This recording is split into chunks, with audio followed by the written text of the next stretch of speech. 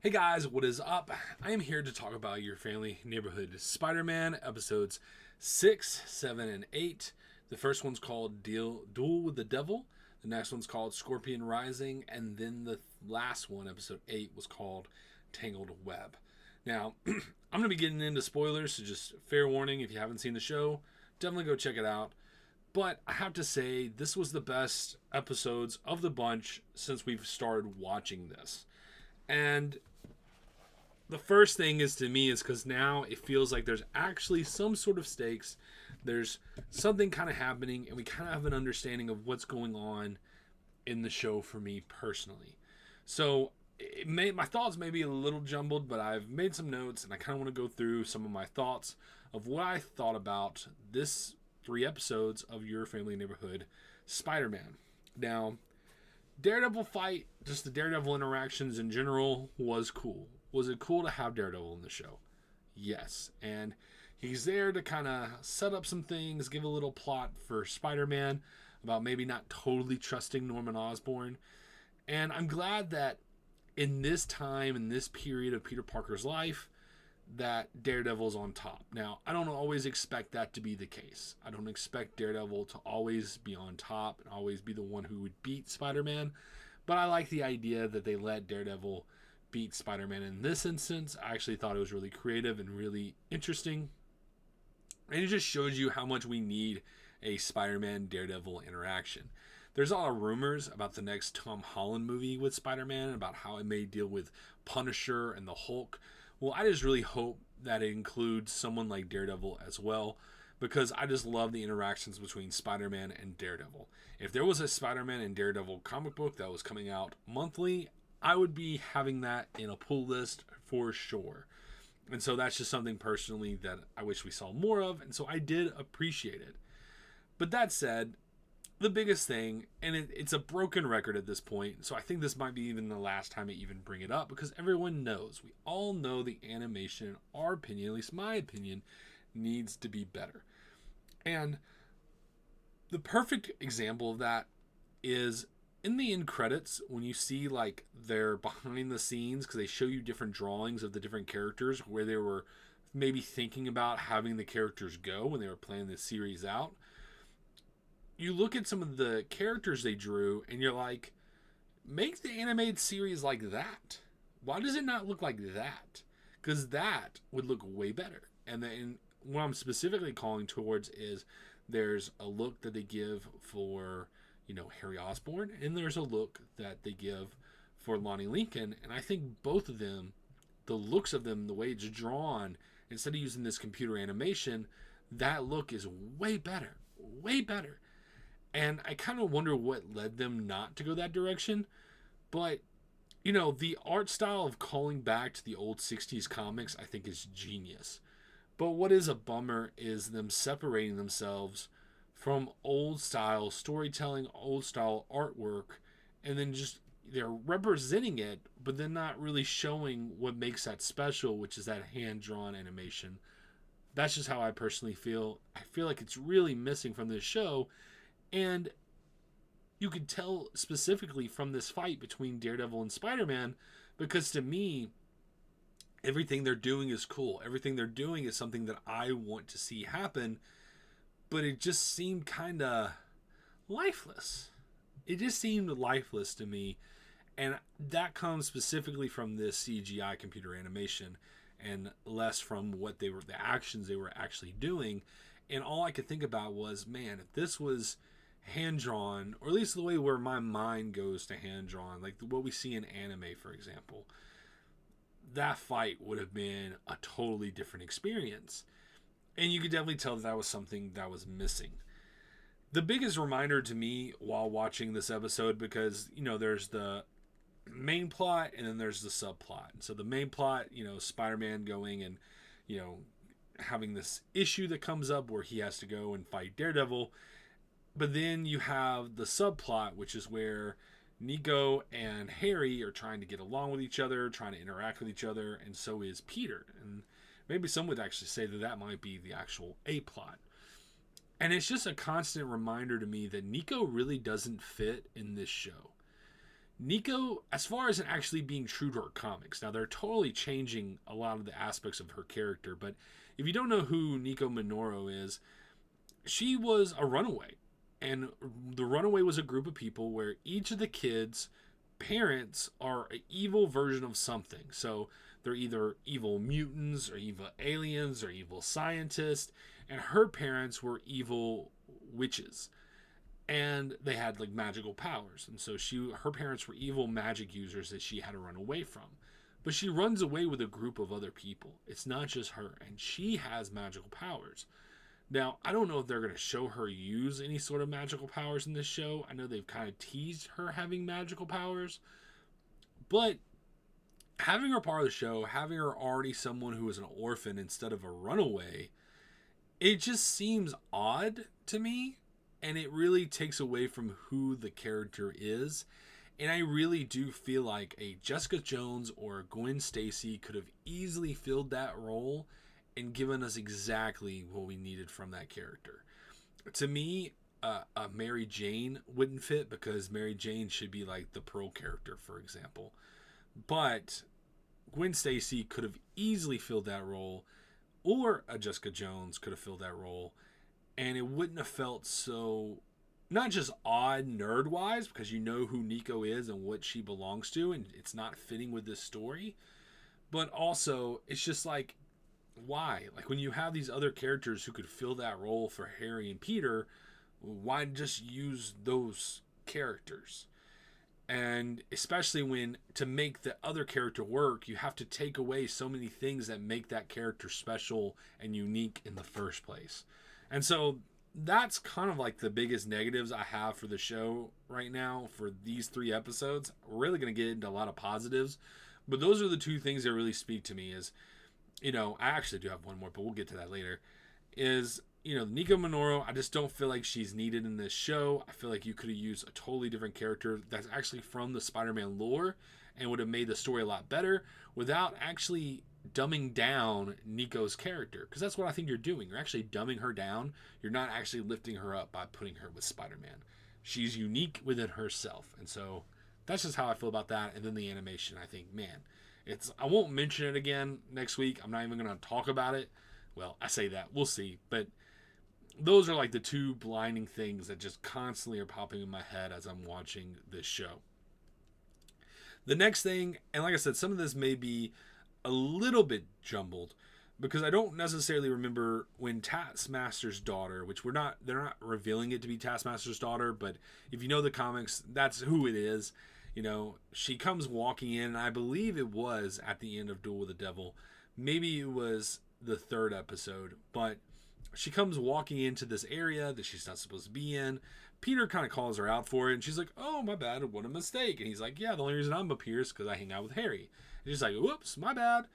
And you can kind of see that maybe she's there for ulterior motives, and we'll see if that actually plays in. We only have 2 episodes left, so I kind of still feel like that group of people, Amadeus Cho, the character that's from Wakanda, all these different characters that are part of that science group, I don't know if they were really needed, but I guess what I'll feel differently as we get a season 2 and a season 3, those characters' reasons for being there may feel more evident and more obvious as time goes on. And so, and maybe this is the start of that, with that character being there, trying to get into an upper level that she's not supposed to be in. Maybe we're going to start to see the fruits of that labor that they've been putting with those characters, with that one storyline that I've kind of felt like wasn't really needed, at least for this season. And so we're going to see if something happens to prove otherwise that's going to make us excited for a season 2, because I don't think anything those characters are doing really are going to influence anything that's going on this season personally. And so then we get into the 2nd episode for me, which is, I think, the best episode, which is Scorpion Rising. This is the best episode. And it really ties into the 3rd episode, which I do believe has the best line in the show. So I'm going to kind of jumble these together a little bit. But to me, definitely the best episode. It has the best stakes. I think that Lonnie Lincoln is clearly on this dangerous road that he's kind of, not just his brother set up for himself, but he is now setting up for himself. there's been plenty of times I think he maybe could have helped himself get out of it. You know, he could have talked to the cops. He could have done this. He could have done that. But now he's appreciating the brotherhood that you get from communities. The problem with that, though, is it doesn't matter how much brotherhood you get with a community, that community could still betray you. And a lot of times they probably will betray you. And I wonder if that's going to be a hard lesson that Lonnie's going to have to learn. That when you get into a group like that, yeah, maybe the guys that are the same level as you, maybe all you guys will be ride or dies. Maybe all of you will really look out for each other and really care for each other. But the people in power above you don't necessarily have your best intentions at heart. And that's part of the reason why they're using you in the first place, because you are pawns for them to get what they want. And that really comes to a head when the gang, the Scorpion gang, follow him to the hideout that they're in, which presents us with the problem of the Scorpion. Now, Dr. Oxman kind of uses this person of reasoning why all these characters have gotten their costumes. And we can definitely tell that by the end of this, the Scorpion's going to have his costume no matter what. And, you know, when he comes in, he starts trashing the place, and he actually, you know, kills the one person. I didn't actually expect that to happen. I was kind of shocked that when they actually went through with killing one of the kids, it was like, oh, wow, okay, they're going there. They're really going there. And he trashes the place until Peter shows up. Now, when Peter shows up, you know, big battle, all, you know, it was good. It was actually a really good fight scene. I thought this fight scene, I didn't get distracted by the animation as much in this fight scene as I did with the Daredevil one. So, give credit what credit's due. But Scorpion comes up on top when you don't expect him to. And the fact that Peter almost dies, you know, from that was really surprising. I felt from this, from this show. And I thought that it leveled up the stakes at a level that the show hasn't been at yet. To me, the show hadn't really had much to say. Really, this whole season hasn't had really much powerful things to say, in my opinion. Somebody might be offended by that, but to me, it just hasn't. You know, maybe a little too much slice of life. Not enough, you know, merit or context or, you know, morality lessons that are deeper than, you know, sub-level. And that's kind of how I felt, you know, watching this show. That said, that, you know, they raised the stakes for sure this episode. And they definitely teased Green Goblin, which was cool. You know, that was a really cool setup. And I'm glad they didn't have Norman suit up yet. I'm glad that it was just his glider. But it definitely seems like they're going to lean to the direction of Norman being Green Goblin, which I actually prefer. I like Harry being a good character that sticks around, that's with Peter, actually. That's how I like Harry. And I like the fact that Norman seems to maybe be the one that may eventually go the direction of Green Goblin, which is really cool to me. I appreciate that. And, you know, this is going to jump kind of more to the end of the third episode, because I do think these two episodes kind of go hand in hand. You know, Scorpion Rising and Tangled Web, to me, both go hand in hand with each other. And the fact that, you know, there's that conversation that Norman has with Peter later on. Because, you know, Peter's going through a lot of different things, kind of feels, you know, defeated in a lot of ways. And having Norman have that conversation where he says, with great power comes with great respect. Not only was that a great line, but it just shows you how much it was needed for someone like Uncle Ben to be around. And I just don't feel the need. You know, they never set up with Civil War that Uncle Ben had been dead a long time before Peter got his powers. They never set that up. You understand that someone died that was important to him. They hint that it's Uncle Ben. They didn't go through the whole diatribe of Uncle Ben dying and everything like that. But you know that Peter's had his powers for at least a little bit of time. And, you know, for me, it's like the first episode, if the very first episode when they do that time jump, I think it would have meant a lot more if Uncle Ben was the one driving Peter, you know, in the car. have the conversation about with great power comes great responsibility, and then 3 months later, he's not around no more and he's passed away. I actually think that would have had more weight to the show. I think it would have carried a lot more weight to the show. I think there would have been a lot more on Peter's shoulders, and you don't have to go through the whole thing. You can make your point about with great power comes great responsibility with Uncle Ben dying without actually even showing him die. And I think that would have been such a good through line all the way into this episode. Because you would have felt the weight that Peter's going through by not having Uncle Ben around, feeling responsible for Uncle Ben's death, without ever us showing that again. We don't have to show it again, but just give respect to the characters that are there for that purpose. Their Uncle Ben's purpose is to give not just Peter morality, but to give Peter weight on the decisions that he makes, right? And he carries that deeply within his soul, so it weighs on him in a deep way. And for Norman to say, with great power comes with great respect, you see this light hit Peter's eyes where he's like, it affects him because it's such a great callback to the thing that his Uncle Ben tells him. But you don't show that. You don't give us that Uncle Ben moment. And so this moment's impactful because we know that Uncle Ben moment. But young kids don't know that Uncle Ben moment. And so all they hear is with great power comes great respect. They don't have that through line because you didn't give it to them. And we can't assume, and that's the thing too, you can't assume that these kids have watched the Tobey Maguire movies or the Andrew Garfield movies. You have to pretend that this is the first time a kid's getting attached to Spider-Man. And like you said, you don't have to show everything, but that moment is super important. And this is evident why. But it was still a great line. It was super, super impactful.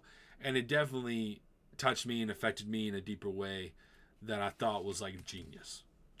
And I was like, oh, finally, we're getting somewhere really interesting with this show.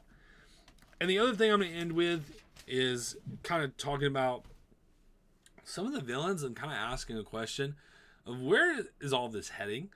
Because you definitely could feel like you had an understanding of where things were going. Because you felt like, okay, Spider-Man's going to end up having to fight Doc Ock. And Doc Ock's going to be this big villain that they're going to have to fight at the end of the show, of this season. That's what everything seemed to be leading to. But you knew that when Peter was fighting Scorpion, Norman's trying to find where Dr. Octavius is, and he does find him. And so he gets the authorities involved, where Iron Man actually shows up. And, you know, they arrest Dr. Octavius. I don't know if Dr. Octavius is going to pop back up or not, but that was a through line that was really set up for Dr. Octavius to be the main villain. And now that he's gone, I guess maybe Scorpion's still out there, so maybe Peter's going to have to fight Scorpion at the end, and that's going to be the big thing for Spider-Man, is actually going against Scorpion. But I do feel like that was kind of a missed out opportunity that they didn't choose to give us. So I still think it's cool for all the Civil War moments. You know, they mentioned the Sokovia Accords a lot during these 3 episodes. Having Iron Man show up and have that interaction with Thunderbolt Ross. I thought all that was cool. I still dig. You know what's funny to me? I actually dig the old school Iron Man look. But they didn't give the old school Captain America look. And I kind of wish they would have. It's an animated show. It's a different Earth. Give us the wings, man. Give us the wings on the side of the head. They can pop out. Like, I think that would have been really cool. I would have appreciated that personally. And so you have the callback to the, you know, the Russian villains. You got, you know, Rhino and the Unicorn character. They're in prison. But the 2 other characters that were a part of that group, one of them, and I didn't realize this was who this was going to be, was Chameleon. And Chameleon pops up, kind of tells the 110 gang, hey, you can get these weapons over here. And so you already kind of have a tease of who they're going to become, because like one of the guys is called Bulldozer. So you kind of understand who those guys are going to become later down the road. And maybe that's going to be part of the subplot soon too. Maybe Peter's going to have to fight this 110 gang. Maybe he's going to have to fight Scorpion, and maybe the rival gangs as a whole. And I feel like Lonnie Lincoln, something's going to happen to him. But I don't think he's going to turn into Tombstone this season, like the true Tombstone. I think we're going to see him turn into the true Tombstone next season. That's what I personally think. I think we may see the accident happen that causes him to become Tombstone, but I don't think we're going to see anything more than that. And the last thing I want to talk about is just where all is this heading, you know? I'm very kind of curious with that. Like I said, these are the best 3 episodes they've had of yet. I think these episodes actually had maybe a little bit more weight of something to say. I do think this show is very overcrowded. I think there's a lot going on that doesn't really need to be. I think if you took away all the science type characters that are working under Norman Osborn, I think the show would have enough time to be a little bit more fluid and maybe carry a little bit more weight specifically with Peter. Because I feel like Peter's just that character jumping from the next thing, from the next thing, from the next thing. But it was nice to hear that line from Norman. It does set up some really cool things. And it does make you wonder, what will be coming in the future? If this is still kind of tying into the mainline MCU movies, are we going to see their interpretation of Infinity War or Endgame? I don't know, but it just makes you kind of wonder, and it makes it, the possibilities of what they could do with the show, it actually makes it really interesting. So, or maybe Peter will be always living his life, doing his thing, and then the other characters are going to be doing their thing. I don't know what's true. I don't know what the direction they're going to be going, but it sure is interesting to be a part of, to watch. And yeah, like I said, I'm just happy that this was actually, like I said, the best episodes of the season so far. So I just appreciate that it got a little better personally for me because I'm watching it. So anyway, guys, what about you? What did you think about the show? Let me know down below. Is it starting to get a little better for you? Have you thought it was peak from the very beginning? I would love to hear your thoughts. Anyway, guys, whatever you're doing, wherever you're going, I hope you're having a good one. Peace.